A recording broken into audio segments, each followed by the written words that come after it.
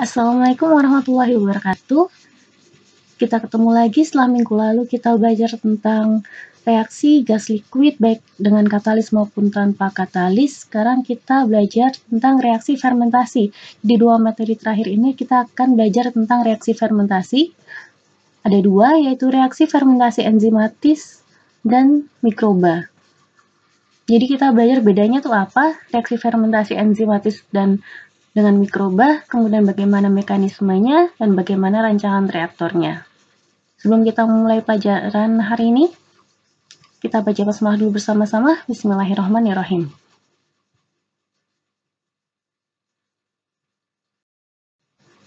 Jadi yang kita pelajari hari ini, yang pertama, apa itu reaksi fermentasi enzim? Dan kedua, bagaimana mekanisme dan kinetika reaksi fermentasi enzim? Yang ketiga adalah reaksi fermentasi enzim pada reaktor batch dan RATB. Yang keempat adalah inhibition atau penghambat pada reaksi fermentasi enzim.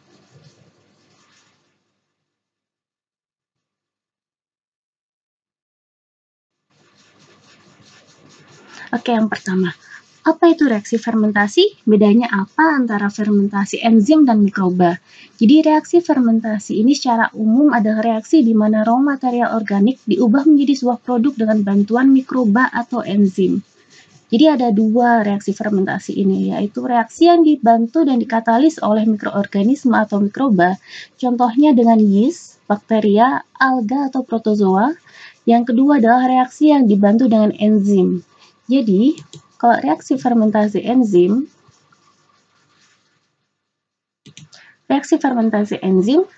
kita punya sebuah bahan organik yang sebagai bahan bakunya. Kemudian direaksikan dengan bantuan enzim. Jadi enzim nanti akan bertindak sebagai katalisnya untuk menghasilkan sebuah produk kimia. Sedangkan pada reaksi fermentasi mikroba, bahan baku organiknya bereaksi dengan bantuan mikroba yang juga bertindak sebagai katalisnya untuk menghasilkan sebuah produk. Di sini bedanya, mikrobanya akan berkembang biak juga. Jadi di sini selain dihasilkan produk, juga dihasilkan mikroba lebih banyak. Jadi fermentasi ini adalah sebuah proses biologis. Mengapa? Karena dalam prosesnya dibantu dengan makhluk hidup.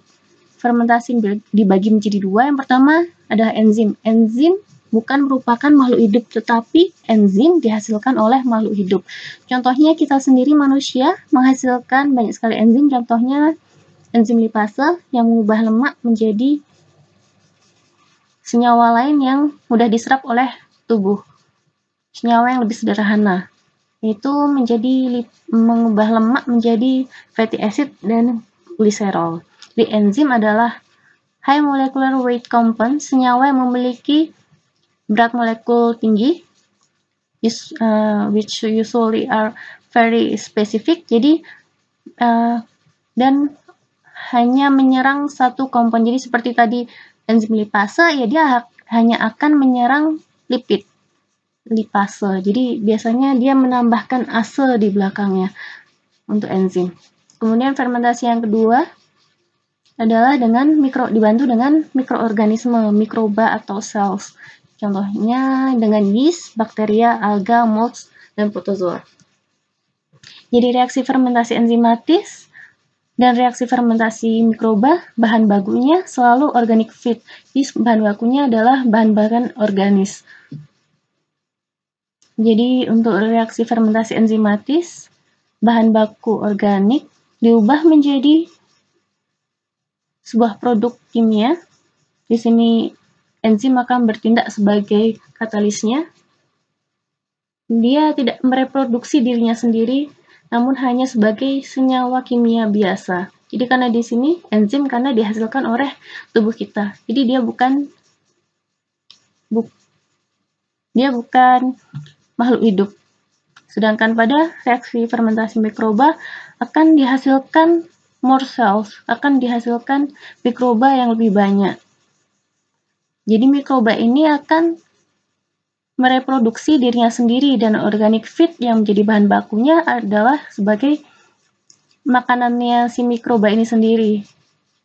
Jadi selain dia mengkatalisis reaksi, dia juga akan mereproduksi dirinya sendiri dan menghasilkan enzimnya sendiri.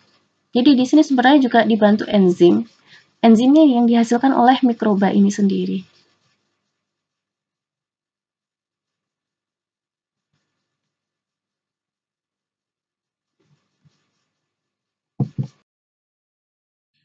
Jadi enzim adalah protein dengan berat molekul tinggi atau zat yang mirip protein yang bekerja pada sebuah substrat atau reaktannya atau zat organik yang tadi diubah menjadi produk untuk mengubah substrat tersebut secara kimia dengan kecepatan reaksi yang jauh lebih cepat.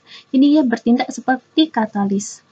Jadi enzim biasanya terdapat dalam jumlah kecil dan tidak dikonsumsi selama berlangsungnya reaksi dan juga tidak mempengaruhi keseimbangan reaksi kimia. Dan dia memberikan jalur alternatif sehingga terjadi reaksi. Sehingga dia membutuhkan energi aktivasi yang lebih rendah. Jadi basically sama seperti katalis, dia akan menurunkan energi aktivasi, tidak dikonsumsi selama berlangsungnya reaksi, tidak mempengaruhi keseimbangan reaksi kimia. Sifat penting dari enzim adalah spesifik. Jadi satu enzim hanya mengkatalisis satu jenis reaksi atau satu substrat bahannya.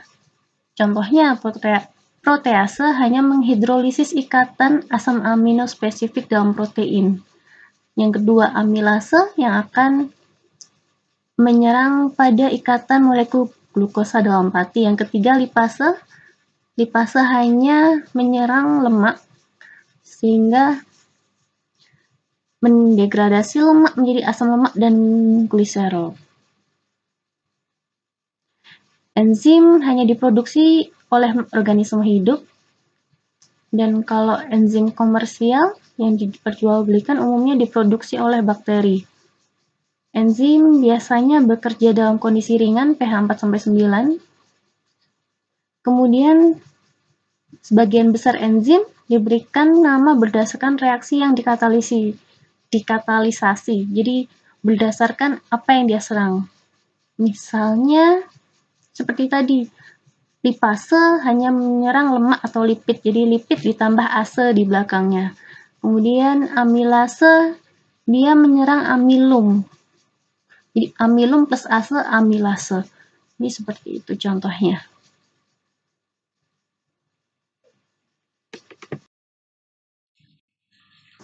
Perbandingan reaksi tanpa dan dengan enzim. Jadi jika kita mereaksikan sebuah substrat atau bahan baku menjadi sebuah produk, jika tanpa enzim, lama-lama dia akan memiliki energi aktivasi yang sangat tinggi, sehingga diperlukan waktu yang sangat lama untuk membentuk sebuah produk. Jika kita tambahkan enzim, energi aktivasinya akan turun, jadi dia akan bertindak seperti katalis untuk menurunkan energi aktivasinya, sehingga waktu yang dibutuhkan untuk reaksi akan jauh lebih cepat. Kita lihat persamaan reaksinya. Jadi kita punya substrat disimbolkan dengan S, bereaksi dengan enzim disimbolkan dengan E. Dia akan bukan membentuk langsung produk, tetapi dia akan membentuk kompleks dulu. Dia akan membentuk enzim substrat kompleks yang disimbolkan sebagai ES, E.S. Di sini ada enzim substrat kompleks. Dia bisa mendegradasi terpisah balik menjadi substrat dan enzim, dan juga menghasilkan produknya, enzim ditambah dengan produk atau P. Jadi di sini enzim tidak terkonsumsi selama reaksi, dia hanya membantu reaksinya dengan membentuk kompleks. Jadi kompleks ini yang membedakan reaksi fermentasi enzim dengan reaksi yang lainnya, dengan membentuk kompleks dulu. Dan substrat hanya terikat pada active site enzimnya, seperti reaksi katalis. Jadi dia hanya terjadi pada active site-nya saja. Ada dua model interaksi enzim dan substrat. Yang pertama lock and key model, yang kedua adalah induced fit model. Di lock and key model ini seperti kunci dan pintu, jadi hanya ada satu pasangan. Hanya ada satu pasangan. Jadi kalau kita punya enzim, di sini digambarkan active site-nya punya suatu bentuk yang spesifik. Jadi substrat yang bisa nempel di enzimnya ini hanya substrat yang bentuknya spesifik dengan enzimnya ini. Selain bentuk yang ini, dia tidak akan bisa bereaksi. Jadi di sini model ini menunjukkan kespesifikan enzim terhadap suatu substrat. Jadi kalau kita punya enzim, active site-nya berbentuk spesifik, hanya bisa bereaksi dengan substrat yang bentuknya spesifik tersebut untuk menghasilkan sebuah enzim substrat kompleks. Jadi di sini adalah kompleksnya ES. Kemudian baru bereaksi dan menghasilkan produk 1 dan 2. Di sini enzimnya tetap, dia tidak terkonsumsi. Kemudian yang kedua, induced fit model. Jadi pada model ini enzim dan molekul substrat akan terdistorsi. Perubahan ini akan mendistorsi satu atau lebih ikatan substrat sehingga menekan dan melemahkan ikatan untuk membuat molekul lebih rentan terhadap penataan ulang atau pelekatan. Jadi active site di sini punya bentuk, bisa kita lihat bentuknya berbeda dengan substratnya.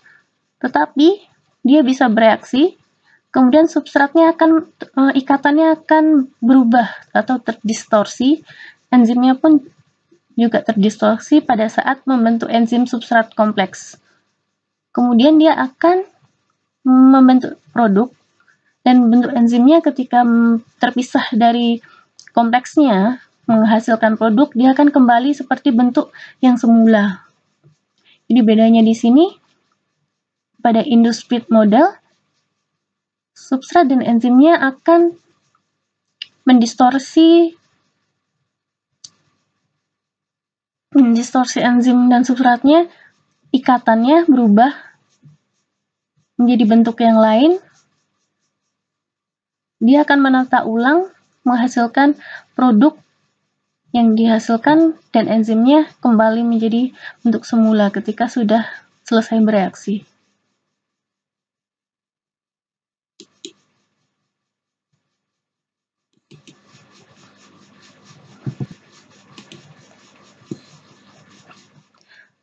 Next, mekanisme reaksi enzimatis. Jadi tadi sebelumnya kita sudah belajar bahwa enzim akan bereaksi dengan substratnya, bahan bakunya, reaktannya, mula-mula menghasilkan kompleks enzim substrat, baru menghasilkan produknya.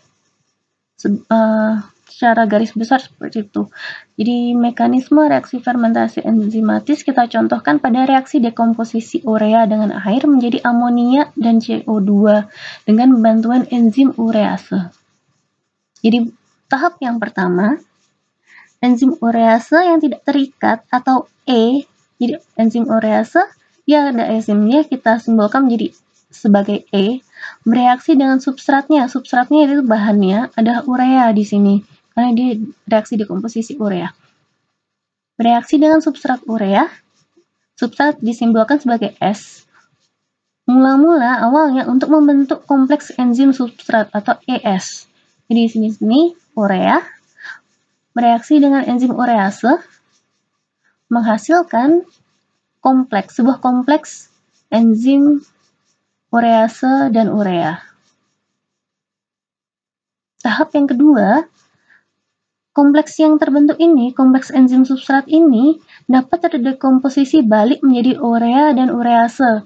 Jadi yang tadi terbentuk di sini bisa merupakan reaksi bolak-balik sehingga dia bisa bereaksi kembali menjadi urea dan urease. Jadi di sini kompleksnya kompleks ES, kompleks urease terdekomposisi kembali menjadi urease dan urea. Tahap yang ketiga yaitu tahap pembentukan produk. Jadi kompleks yang tadi terbentuk, kompleks enzim substratnya juga bereaksi dengan air menghasilkan produk, disimbolkan sebagai P. Produknya adalah amonia dan CO2. Dan enzim urease akan terbebas kembali. Jadi dia akan terbentuk enzim yang tidak terikat lagi, akan recovery. Jadi di sini kompleks ES-nya, kompleks enzim substrat, bereaksi dengan air, membentuk produknya. Di sini amonia dan CO2. Kemudian enzimnya akan terlepas lagi, terbebas lagi dari kompleksnya, membentuk urease yang tidak terikat. Jadi di sini kembali menjadi enzim bebas. Secara simbolis, mekanisme reaksi ini dituliskan sebagai S substrat ditambahkan dengan E, enzim, akan bereaksi bolak-balik membentuk enzim substrat kompleks. Kemudian, enzim substrat kompleks dapat bereaksi balik juga, tetapi juga menghasilkan produk yang diinginkan dan enzim yang tidak terikat lagi, enzim bebas. Kita tuliskan kembali mekanisme reaksi yang dicontohkan tadi sebelumnya, yaitu reaksi dekomposisi urea menjadi bentuk simbol. Tahap yang pertama yaitu tahap pembentukan kompleks enzim substrat atau ES. Jadi substrat bereaksi dengan enzim menghasilkan kompleks enzim substrat atau ETTS. Nanti saya akan menyebutnya ini adalah kompleks substrat atau ES dengan konstanta kecepatan reaksinya K1. Jadi persamaan kecepatan reaksi untuk pembentukan kompleksnya adalah K1 dikalikan dengan konsentrasi enzim dikalikan dengan konsentrasi substratnya. Di sini adalah reaktannya. Kemudian tahap yang kedua, dekomposisi balik kompleks ES menjadi enzim dan substrat. Jadi ES bereaksi menjadi enzim dan substratnya. Kita tuliskan sebagai persamaan kecepatan reaksi yang kedua, R2 untuk ES. Di R2 untuk kompleks ES adalah minus karena ES di sini dikonsumsi, minus K2 dikalikan dengan konsentrasi enzim substrat kompleks. Kemudian yang ketiga adalah reaksi pembentukan produknya. Jadi kompleks yang sudah terbentuk, kompleks enzim substrat atau ES, bereaksi dengan air, menghasilkan produk dan enzim yang terrecovery. Jadi yang ketiga untuk persamaan kecepatan reaksi pembentukan kompleks substrat yang ketiga adalah minus karena ES-nya dikonsumsi, minus K3 dikalikan dengan konsentrasi kompleks dikalikan dengan konsentrasi air. Secara umum, rate of formation of produknya, jadi persamaan kecepatan reaksi pembentukan produknya. Di sini kita lihat RP-nya adalah K3 dikalikan dengan konsentrasi air dan konsentrasi kompleks enzim substrat. Di sini kita tidak tahu berapa konsentrasi enzim substrat yang terbentuk. Jadi kita harus mensubstitusi nilai konsentrasi enzim substrat ini dengan persamaan yang lain. Jadi kita cari persamaan ES-nya dulu. Dari persamaan kecepatan reaksi pembentukan kompleks yang sudah kita tuliskan sebelumnya. 3 reaksi ini. Jadi rate of formation of enzim substrat complex total, jadi karena reaksinya ada 3, reaksi pembentukan kompleksnya ada 3, kita cari totalnya berapa. Total kecepatan reaksi pembentukan enzim kompleks enzim substrat. RES, persamaan kecepatan reaksi enzim substrat kompleks adalah total dari semua reaksi yang melibatkan pembentukan maupun konsumsi enzim substrat kompleks atau ES. Jadi RES totalnya adalah R1 ditambah R2 ditambah R3 karena ada 3 reaksi yang melibatkan ES. Kita tuliskan satu-satu. RES sama dengan K1E, konsentrasi E dan konsentrasi substrat. Ditambah, di sini minus, tambah minus, K2 konsentrasi ES dikurangi, K3 konsentrasi air, konsentrasi kompleks substrat enzim. Sama dengan 0. Kenapa sama dengan 0?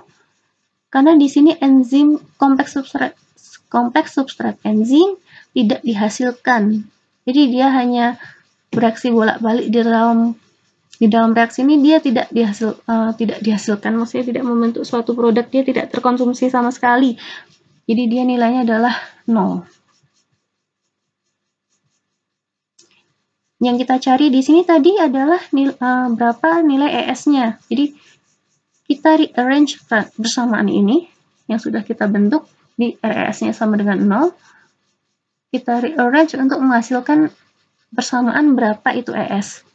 Kita rearrange mendapatkan nilai dari konsentrasi enzim substrat kompleks adalah K1 dikalikan dengan konsentrasi enzim dikalikan dengan konsentrasi substrat dibagi dengan K2 plus K3 dikalikan dengan W. Jadi kita sudah dapat persamaan untuk nilai konsentrasi enzim substrat kompleks.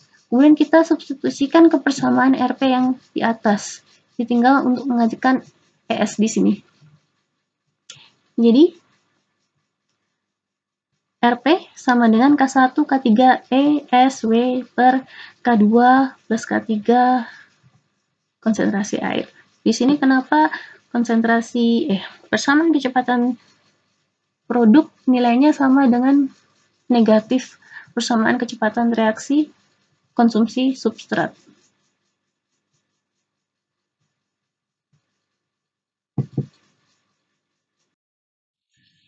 Jadi dari slide sebelumnya kita sudah mendapatkan persamaan kecepatan reaksi pembentukan produk maupun konsumsi substrat.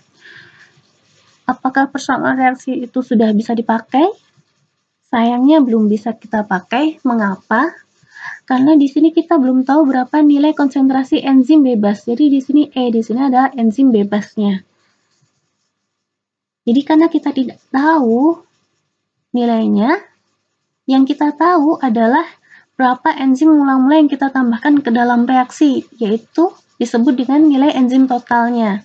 Jadi, nilai konsentrasi enzim bebas atau E dan enzim yang terbentuk kompleks atau kompleks ES sangat sulit untuk evaluasi. Yang hanya kita tahu adalah berapa enzim total yang kita tambahkan di awal reaksi. Jadi, ET, enzim totalnya adalah jumlah dari enzim yang bebas dan enzim yang terikat pada substratnya. Jadi ET, nilai enzim total adalah konsentrasi enzim bebas ditambah dengan konsentrasi kompleks ES. Nilai ES tadi sudah diketahui dari slide sebelumnya, jadi tinggal kita substitusikan ke dalam persamaan ET. Kemudian kita rearrange persamaan ini untuk mendapatkan nilai E-nya.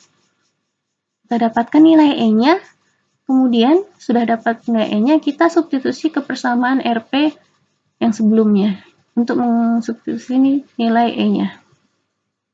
Sehingga kita dapatkan persamaan kecepatan reaksi untuk konsumsi substrat atau R-RS adalah K1, K3 dikalikan dengan konsentrasi air, dikalikan dengan konsentrasi enzim totalnya, dikalikan dengan konsentrasi substratnya, dibagi dengan K1, dikalikan dengan S, ditambah dengan K2, ditambah dengan K3 dikalikan dengan konsentrasi airnya. Persamaan ini masih persamaan yang spesifik untuk reaksi yang kita gunakan sebelumnya. Tadi kita kan reaksinya di sini reaksi dekomposisi urea dengan enzim urease menjadi amonia dan CO2. Jadi persamaan ini masih persamaan reaksi yang spesifik untuk reaksi yang tadi. Dari persamaan reaksi ini kita bisa mendapatkan persamaan kecepatan reaksi yang umum kita gunakan pada reaksi fermentasi enzimatis. Jadi persamaan yang bisa kita gunakan untuk berbagai kasus dalam reaksi enzimatis disebut dengan persamaan reaksi Michaelis-Menten.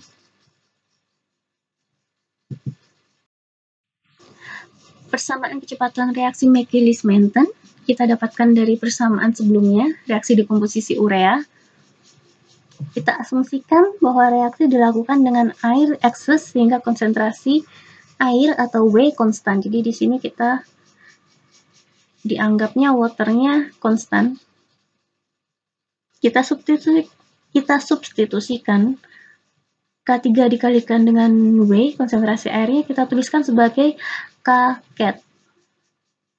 Sedangkan K-cat plus K2 per K1 kita tuliskan sebagai Km.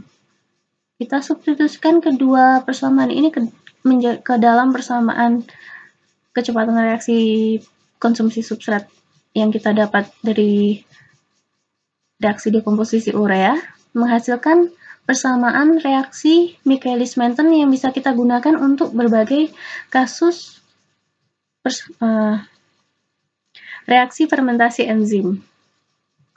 Jadi persamaan umum untuk reaksi Michaelis-Menten ini minus Rs kita dapatkan sama dengan K-cat dikalikan dengan enzim total, konsentrasi enzim total dikalikan dengan S dibagi dengan konsentrasi substrat ditambah dengan Km. Kita substitusikan lagi untuk mendapatkan persamaan Michaelis-Menten yang lebih umum. Kita tuliskan K-cat dikalikan dengan enzim total sebagai Vmax sama dengan minus Rs sama dengan Vmax dikalikan dengan konsentrasi substrat dibagi dengan Km ditambah dengan S.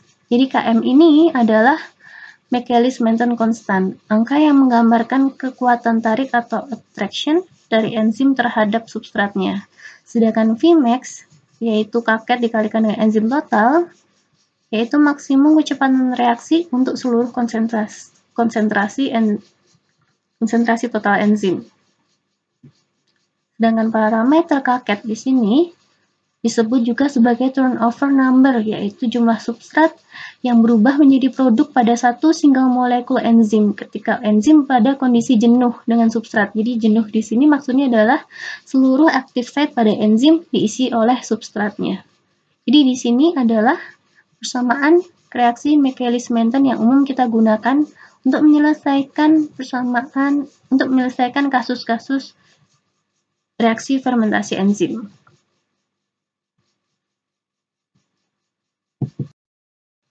Kita gambarkan persamaan kecepatan reaksi Michaelis-Menten pada sebuah grafik.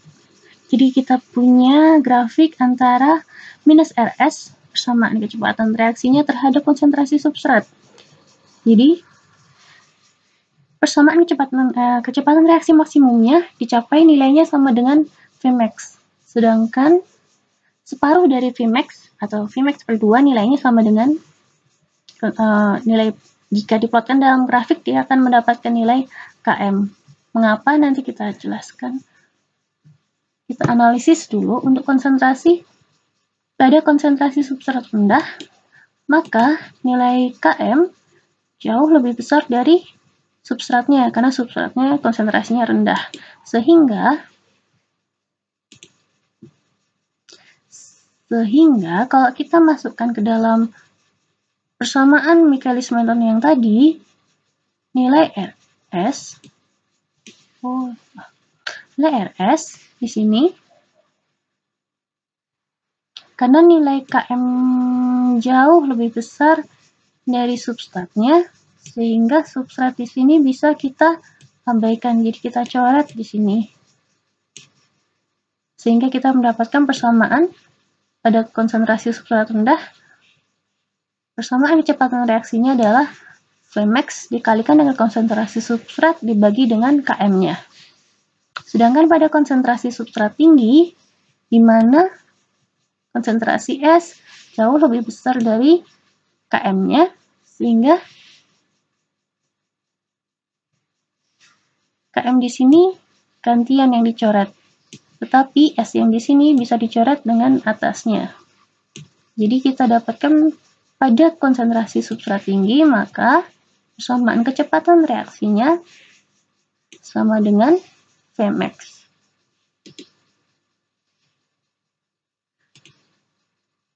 So what does Km represent?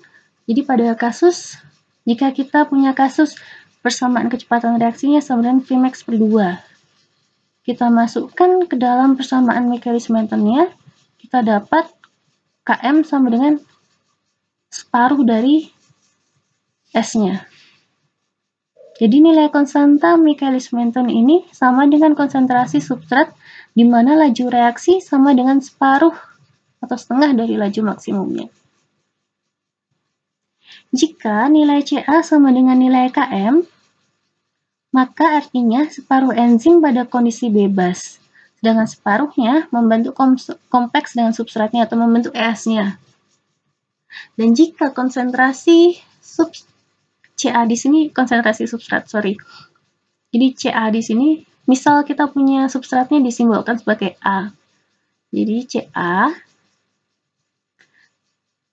sama dengan Km, separuh enzim akan pada kondisi bebas, dan separuh sisanya membentuk kompleks dengan substratnya.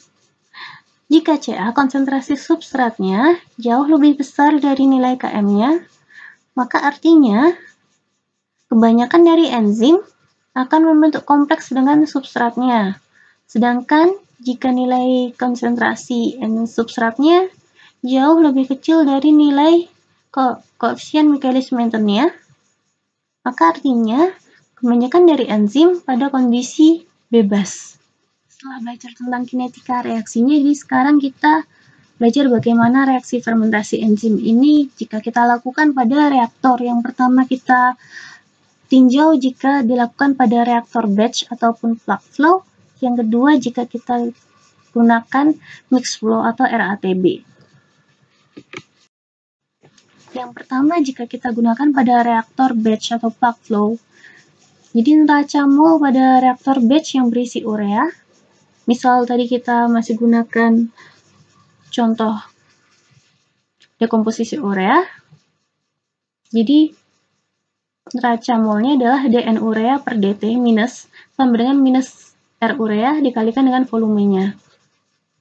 Karena dia batch, jadi volume awal sama dengan volume akhir. Jadi bisa kita coret volumenya, N sama dengan, jadi N di sini kan sama dengan C dikalikan dengan V, bisa kita coret volumenya, jadi minus dC per dt sama dengan minus R. Sedangkan di sini, minus R-nya di sini karena dekomposisi, kita gunakan persamaan reaksi Michaelis-Menten. Jadi kita substitusikan persamaan reaksi Michaelis-Mentennya. Di sini R urea dikalikan dengan V sama dengan Vmax dikalikan dengan C urea per Km plus C urea. Kita substitusikan persamaan kecepatan reaksi Michaelis-Menten ini ke dalam persamaan neraca molnya. Kemudian setelah kita substitusikan, kemudian kita integrasikan. Untuk mendapatkan apa? Untuk mendapatkan berapa waktu yang diperlukan untuk bereaksi di dalam reaktor batch-nya. Kita substitusikan. Jadi T sama dengan integral dari dC per R. Di sini dipindah ruas, dt-nya pindah ke ruas kanan, R-nya pindah ke penyebut. Jadi T sama dengan integral dari C urea dC urea per minus R. R-nya kita substitusikan dari Michaelis-Mentennya, sehingga kita dapatkan persamaan untuk menghitung waktu yang diperlukan untuk bereaksi pada reaktor batch. Jika kita ketahui konversinya, di mana konversi adalah jadi di mana konsentrasi urea adalah C urea awal, C urea mula-mula dikalikan dengan 1 minus X. Kita substitusikan nilai C urea di sini ke dalam persamaan T-nya. Kita hasilkan berapa waktu yang diperlukan untuk reaksi jika diketahui konversinya.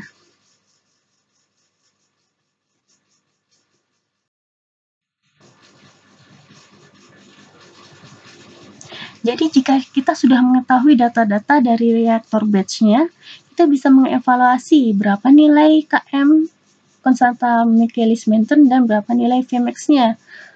Jadi biasanya kita dari reaktor batch kita sudah tahu konsentrasi substratnya atau konsentrasinya dan waktunya. Jadi dari persamaan yang tadi slide sebelumnya, T sama dengan KM per Vmax dan seterusnya. Ini bentuknya masih non-linear. Jadi kita ingin mengubah persamaan ini menjadi bentuk linear, yaitu Y sama dengan A plus BX. Jadi di sini A adalah intercept-nya dan B adalah slope-nya. Dimana slope adalah Y per X. Jadi kita rearrange persamaan ini. Kita akan merearrange persamaan ini menjadi bentuk linearnya. Y sama dengan A plus BX. Kita rearrange, kita dapatkan persamaan ini, yaitu seperti kalikan dengan ln 1 per 1 minus X sama dengan Vmax per KM minus C urea 0, C urea mula-mula dikalikan dengan konversi, dibagi dengan KM kalikan dengan T.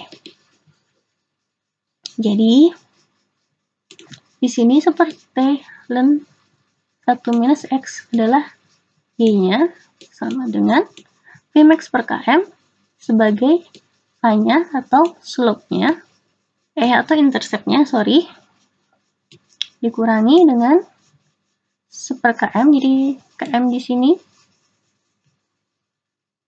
sebagai 1 per KM sebagai B-nya minus 1 per KM, karena di sini negatif. Minus 1 per KM sebagai B-nya dikalikan dengan X. X-nya di sini adalah C urea mula-mula. C urea mula-mula dikalikan dengan konversi dibagi dengan waktu, ini adalah X-nya. Jadi, tinggal kita plotkan persamaan ini ke dalam sebuah grafik, menjadi sebuah grafik. Kemudian kita tinggal evaluasi berapa nilai slope dan berapa nilai intercept-nya. Jadi langsung kita dapat nilai Vmax dan nilai KM-nya.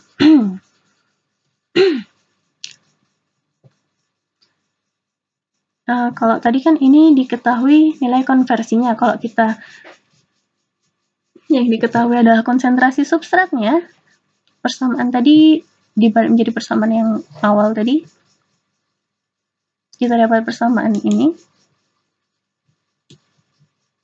Kita dapat persamaan di sini seperti ln S0 substrat mula-mula per S. Di sini adalah Y sama dengan Vmax per KM adalah A plus per KM. KM di sini akan menjadi slope-nya B. Sedangkan X-nya adalah S0 minus S per T. Jadi di sini kalau kita gambarkan ke dalam grafik, kita dapat grafik antara seperti ln S0 per S sebagai Y terhadap S0 min S per T sebagai X-nya. Di mana slope-nya adalah minus 1 per KM. Jadi slope-nya ke arah kiri karena dia minus RATB. Dan intercept-nya di sini, nilai di sini ada nilai Vmax per KM. Bereaksi dengan enzim menghasilkan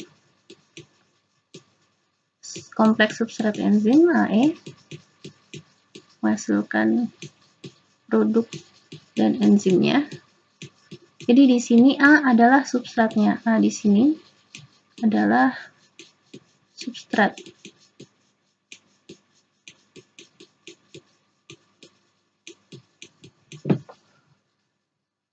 Mula-mula kita tuliskan neraca masanya dulu. Input minus output minus react yang bereaksi sama dengan akumulasi. Karena dia RATB adalah, jadi dia nilainya 0. Steady state, karena RATB adalah steady state, maka nilai akumulasinya adalah 0. Jadi di sini CA0 yang masuk adalah CA0, konsentrasi mula-mula dikalikan dengan flow rate-nya FV, minus yang keluar Ca dikalikan dengan Fe dikurangi yang bereaksi minus Ra dikalikan dengan volume sama dengan 0. Kemudian kita rearrange, kita dapatkan V per Fe sama dengan Ca0 minus Ca per minus Ra. Di sini V per Fe volume dibagi dengan flow rate-nya adalah tau, di mana tau adalah waktu tinggalnya. Terus di sini kita masih punya minus Ra. Minus Ra kita tahu karena reaksi fermentasi enzimatis, jadi kita gunakan bersamaan reaksi Michaelis-Menten. Minus Rs sama dengan Vmax kalikan dengan S, di mana S di sini, kedua S di sini, karena kita reaksinya A, dia adalah Ca. Jadi S kita substitusikan menjadi Ca. Jadi Vmax kalikan dengan Ca per Km plus Ca. Sehingga kita substitusikan Rs ke Ra, maka kita dapatkan waktu tinggalnya adalah tau sama dengan Ca0 minus Ca dikali dengan Km plus S. Di sini S-nya adalah Ca per Vmax dikalikan dengan SS. Di sini adalah Ca.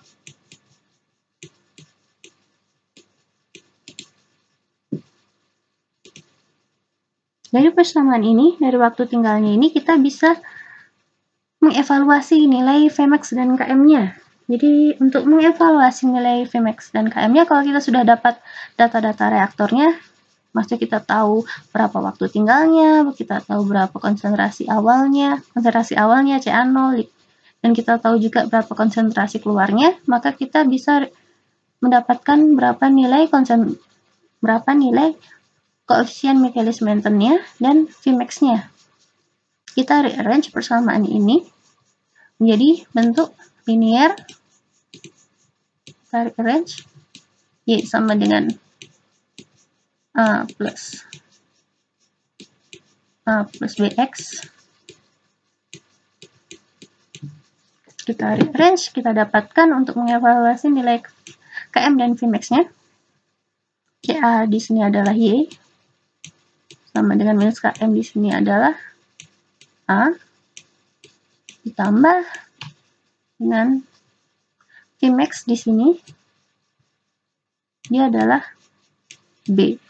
Jadi pada reaksi fermentasi enzimatis ini dapat juga terjadi hambatan atau Ca0 dan Ca-nya tahu.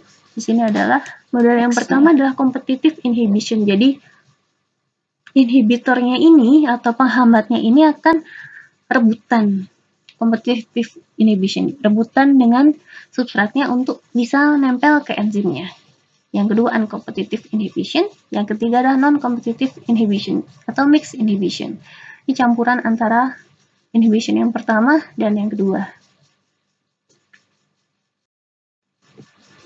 Yang pertama competitive inhibition. Jadi dari judulnya kita tahu bahwa dia kompetitif. Dia berebutan, saling berebutan.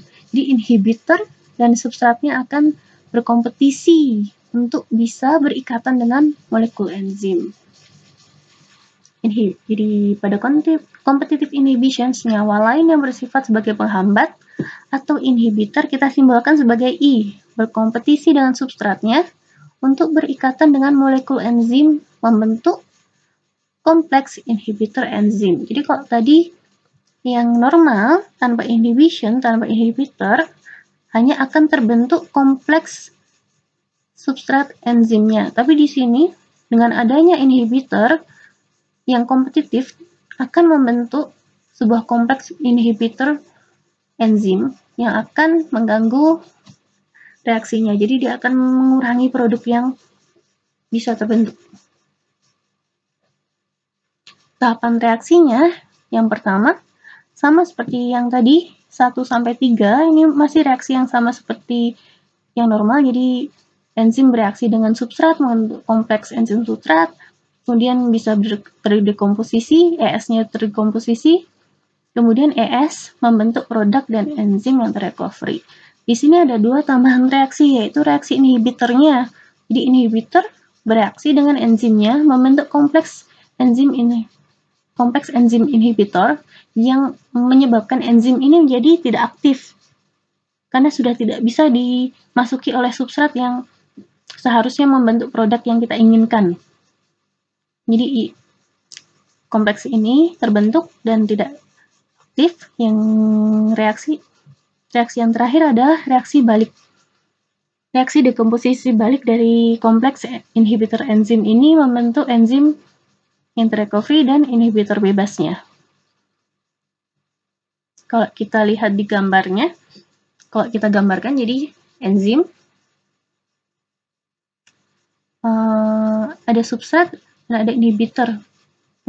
Kalau kita pakai model log, dia punya permukaan aktif yang sama, jadi bisa dimasuki oleh S, bisa juga dimasuki dengan I. Kemudian mereka saling berebutan untuk masuk ke dalam active site dari enzim ini. Jika dia bereaksi dengan S, substratnya, maka enzimnya akan aktif dan membentuk produk yang kita inginkan. Namun, jika enzimnya ini akan berikatan dengan inhibitor, maka akan terbentuk kompleks yang tidak aktif, sehingga tidak dapat membentuk produk yang kita inginkan. Ini kalau diagram kalau dituliskan sebagai simbolnya E dan S. Jadi ES membentuk kompleks E. Enzim dan substrat membentuk kompleks ES, membentuk enzim dan produk. Jika bereaksi dengan inhibitor, maka akan membentuk kompleks enzim inhibitor. Persamaan kecepatan reaksi pembentukan produk masih sama, karena produk hanya dihasilkan dari reaksi yang ketiga, jadi RP sama dengan K3 dikalikan dengan konsentrasi ES. Yang berbeda di sini adalah persamaan kecepatan reaksi enzim substratnya. Jadi tadi di awal kita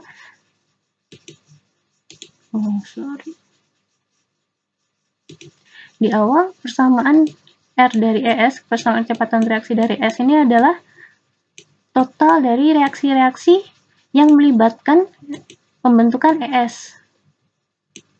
Jadi yang terlibat ES di sini, yang terlibat adalah reaksi 1, reaksi 2, reaksi 3. Di sini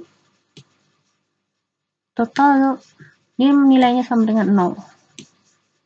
Ini R1, R2, dan R3.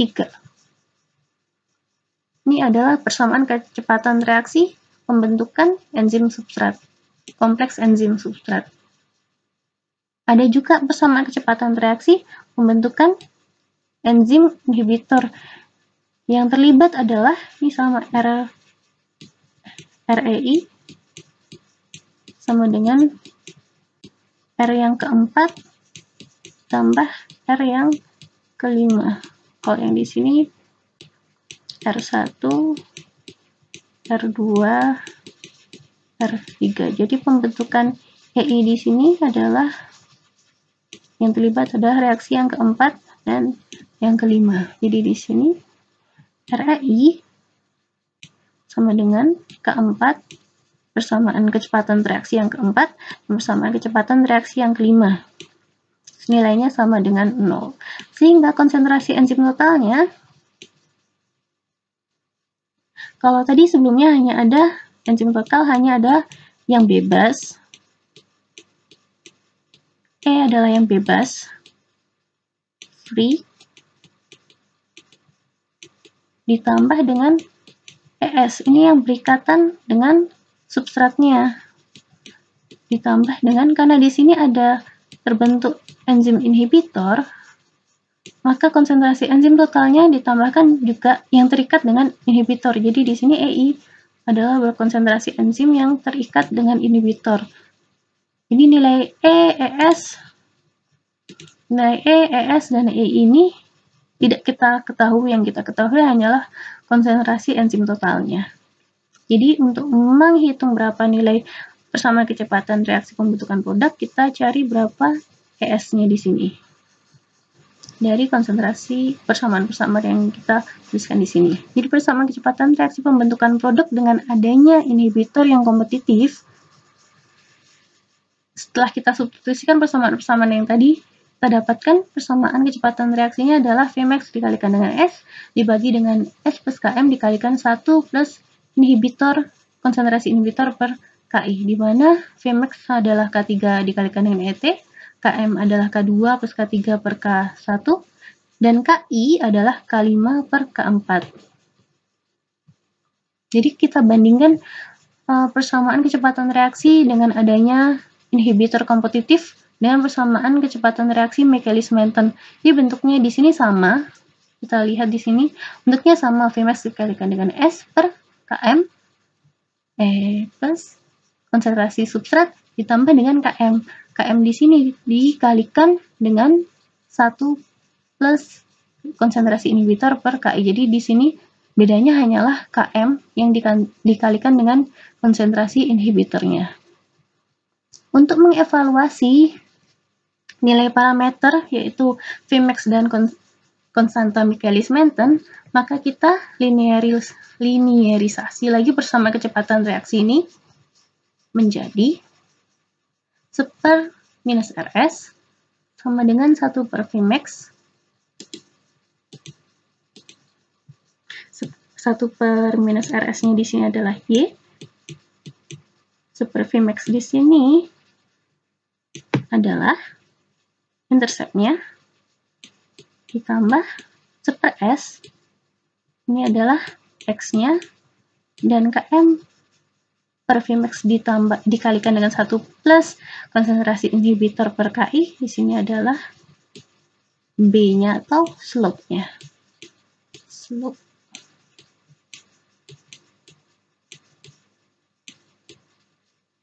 Jadi, kalau kita lihat dari persamaan ini, kalau kita konsentrasi inhibitornya naik, konsentrasi di sini, maka artinya dengan kenaikan nilai konsentrasi inhibitor ini, slope-nya akan semakin besar. Sehingga, kalau kita gambarkan ke dalam grafik 1 per minus Rs terhadap 1 per S, ini jika tanpa inhibition. Kemudian, jika ada inhibition, dia akan slope-nya akan naik karena dia harus dikalikan dengan konsentrasi di sini. Sedangkan slope-nya 1 per Vmax-nya tetap. Tidak ada perubahan intercept. Semakin naik nilai konsentrasi I, maka slope-nya di sini akan semakin besar. Jadi dengan increasing inhibitor concentration, the slope will be increased also.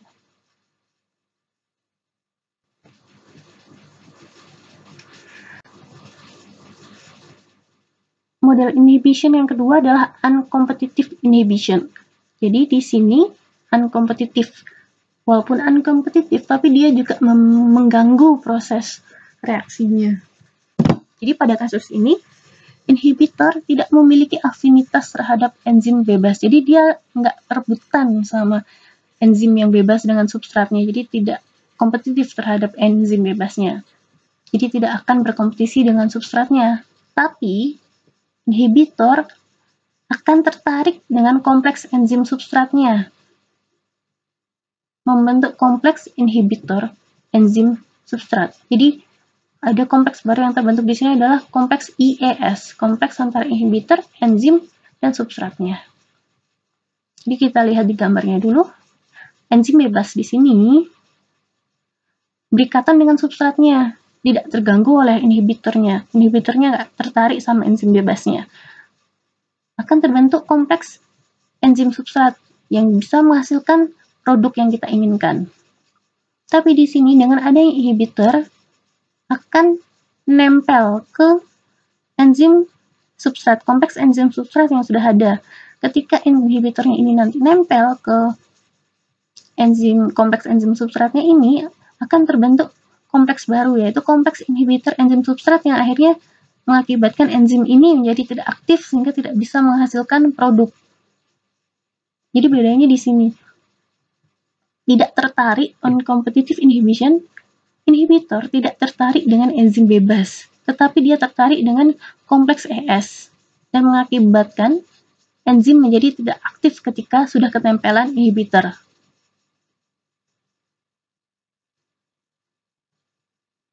Kalau kita lihat dari simbolnya di E plus S, menghasilkan kompleks S, menghasilkan enzim dan produk, tetapi dengan adanya inhibitor akan menghasilkan kompleks inhibitor enzim substrat. Kita lihat bersama kecepatan reaksinya satu-satu. Untuk tahap 1, 2, dan 3 masih sama dengan reaksi enzimatis yang biasa. Yang berbeda adalah pada tahap reaksi keempat dan kelima, yaitu tahap pembentukan kompleks inhibitor enzim dan substrat. Kemudian dekomposisinya. Jadi inhibitor nyaplok bereaksi dengan ES, menghasilkan kompleks inhibitor enzim substrat yang mengakibatkan enzim menjadi tidak aktif. Tetapi di sini kompleksnya ini akan bisa terdekomposisi balik jadi inhibitor dan kompleks ES. Tahapnya, caranya sama seperti yang sebelumnya tadi. Jadi kita cari berapa ES-nya. Kemudian kita substitusikan, menghasilkan persamaan kecepatan reaksi pembentukan produknya adalah minus RS sama dengan Vmax dikalikan dengan S per Km plus S kali 1 plus konsentrasi inhibitor dikalikan dengan dibagi dengan KI. Bedanya dengan yang tadi, kalau yang tadi, yang di sini 1 plus I per KI ini dikalikan dengan Km-nya. Tetapi pada uncompetitive inhibition, inhibitor yang ini 1 plus I per KI ini dikalikan dengan substratnya. Kemudian kalau kita mau mencari nilai Km dan Vmax, harus kita linearisasi dulu. Jadi sama, kita balik persamaan ini agar linear. 1 per minus R, 1 per minus RS di sini adalah Y-nya sama dengan 1 per S dikali dengan Km per Vmax ditambah dengan 1 per Vmax dikali 1 plus I per KI. Jadi di sini dia akan di sini yang berubah adalah interceptnya. Ini Y sama dengan ini adalah A-nya. Di sini adalah interceptnya. Sedangkan di sini per S Vmax. Jadi Km per Vmax-nya di sini adalah B atau slope-nya. Dan seper S ini adalah X-nya. X. Jadi kalau kita gambarkan ke dalam grafik, seper minus RS terhadap seper S,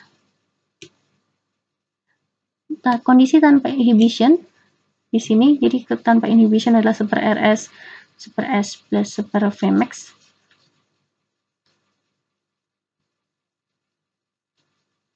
Dengan adanya inhibition akan mengubah interceptnya. Ini ketika ada inhibitor, dia akan mengubah interceptnya, bukan lagi slope-nya. Kalau tadi yang di competitive inhibition, dia akan mengubah slope-nya. Jadi grafiknya semakin lama akan semakin landai. Semakin tajam. Kalau di sini, karena dia mengubah intercept-nya, jadi yang berubah adalah intercept-nya di sini. Semakin lama dengan naiknya inhibitor, dia akan semakin naik. Grafiknya akan semakin naik dengan naiknya konsentrasi enzim. Jadi di sini bedanya adalah slope-nya tetap, tetapi yang berubah adalah intercept-nya. Yang ketiga adalah mixed inhibition atau non-kompetitif. Jadi mixed inhibition atau non-kompetitif ini adalah gabungan dari dua inhibition yang sebelumnya. Jadi gabungan antara kompetitif dan unkompetitif. Jadi inhibitor pada proses inhibition yang ini akan mengikat enzim bebas, juga mengikat enzim substratnya. Jadi dia tertarik sama enzim bebas, juga tertarik dengan kompleks enzim substratnya. Jadi kalau kita gambarkan, enzim bebas bereaksi dengan substrat, membentuk kompleks enzim substrat. Enzim bebas juga bereaksi dengan inhibitor, membentuk kompleks inhibitor enzim, kompleks EI.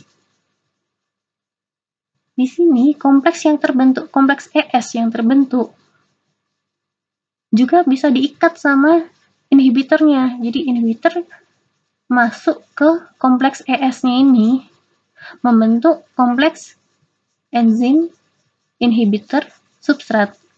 Nah, kompleks yang terbentuk dengan inhibitor di sini, kompleks EI, si substratnya juga tertarik buat nempel di enzim yang sudah ditempeli dengan inhibitornya, sehingga membentuk kompleks enzim inhibitor substrat juga. Jadi di sini inhibitor tertarik dengan enzim bebas, juga tertarik dengan enzim yang sudah terikat dengan substrat, dan juga substratnya tertarik dengan enzim yang sudah terikat dengan inhibitor. Dia akan ada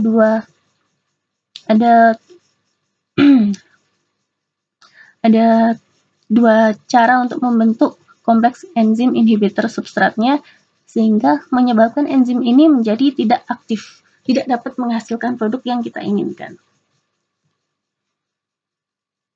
Jadi ada 5 tahap. Yang tahap pertama, persamaan reaksi yang pertama adalah persamaan reaksi pembentukan kompleks substratnya.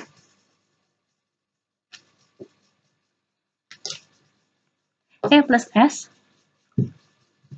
menjadi kompleks enzim substrat. Reaksi yang kedua adalah reaksi pembentukan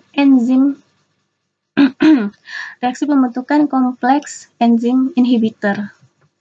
Yang ketiga, pembentukan kompleks enzim inhibitor substrat dari kompleks ES. Kemudian persamaan kecepatan reaksi yang keempat adalah pembentukan kompleks enzim inhibitor substrat dari kompleks inhibitor enzim, menyebabkan ketiganya ini tidak aktif. Kemudian baru persamaan kecepatan reaksi yang kelima adalah persamaan kecepatan reaksi pembentukan produknya.